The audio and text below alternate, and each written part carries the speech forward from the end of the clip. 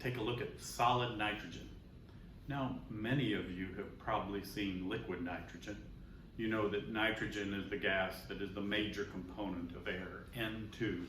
About 70% of air is nitrogen. About 80% of air is nitrogen. But you may have seen liquid nitrogen.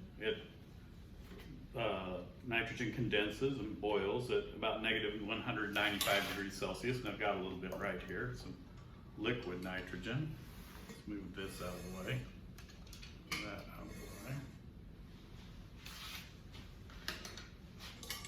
We'll take a look at some liquid nitrogen.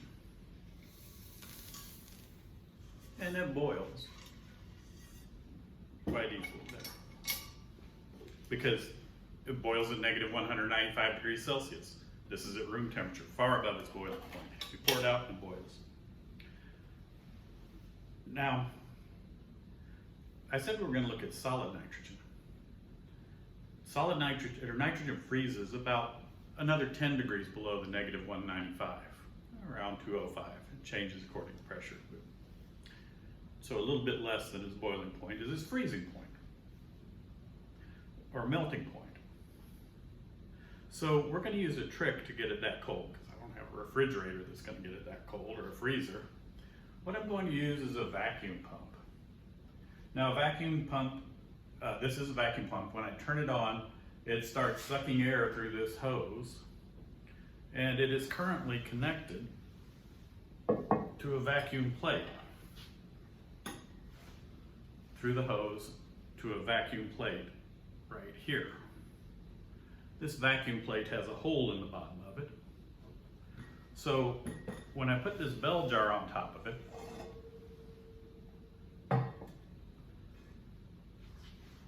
and it's got a good seal here, and I turn on the vacuum pump and close it off, it will start pumping air out of here and reducing the pressure in here, and it'll get it fairly close to zero. Pump most of the gas out of there, very close to all the gas out of there. So what we're going to do is we're going to pour some liquid nitrogen in here. Then we're going to put it under the bell jar.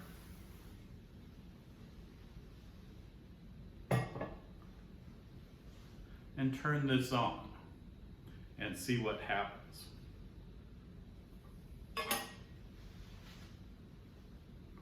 Now, why would we think that we can cool it down by pumping the pressure off?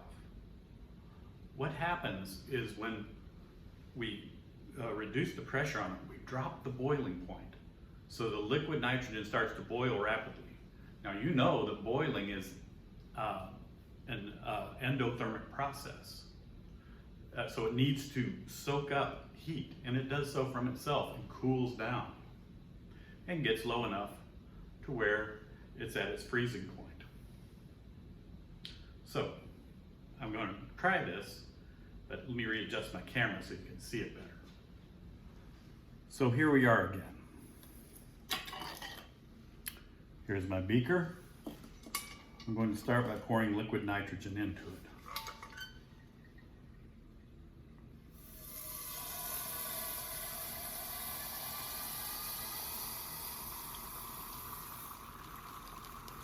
Now the liquid nitrogen is boiling in that hot beaker. Remember, it's hot compared to its boiling point.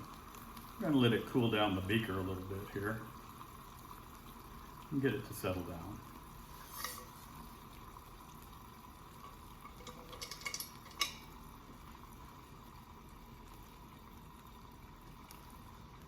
It's like it's starting to settle down a little bit.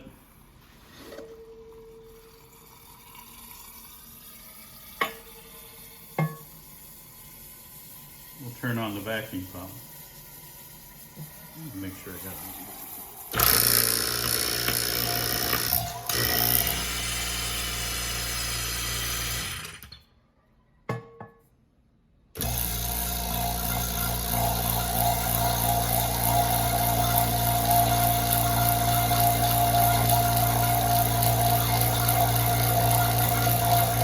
You can see it's starting to boil.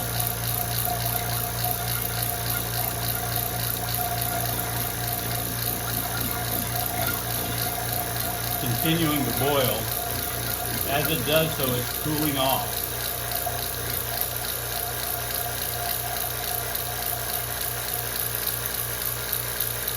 So the liquid nitrogen that is remaining is getting cooler and cooler.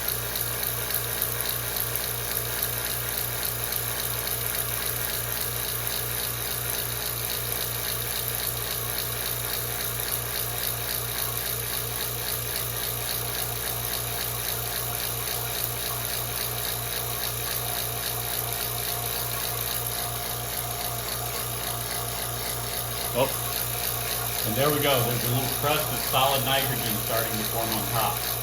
Solid nitrogen snow, you might think of it. And as it continues to boil underneath it, keep pushing it up.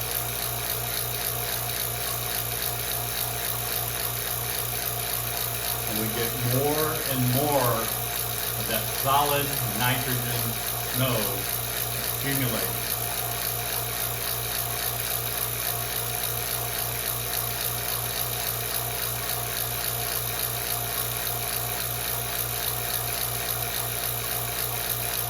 Wow, that's pretty cool.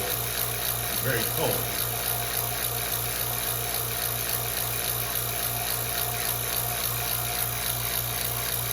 We'll turn it off,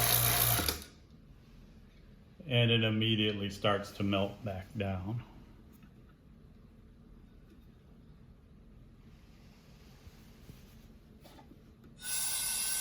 Release the pressure.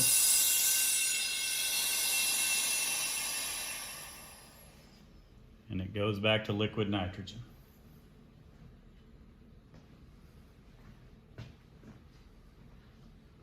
So again, what happened was by lowering the pressure, we dropped the boiling point and forced it to boil at the temperature it was. Since boiling is endothermic, that dropped the temperature of the liquid nitrogen until it got cold enough to freeze.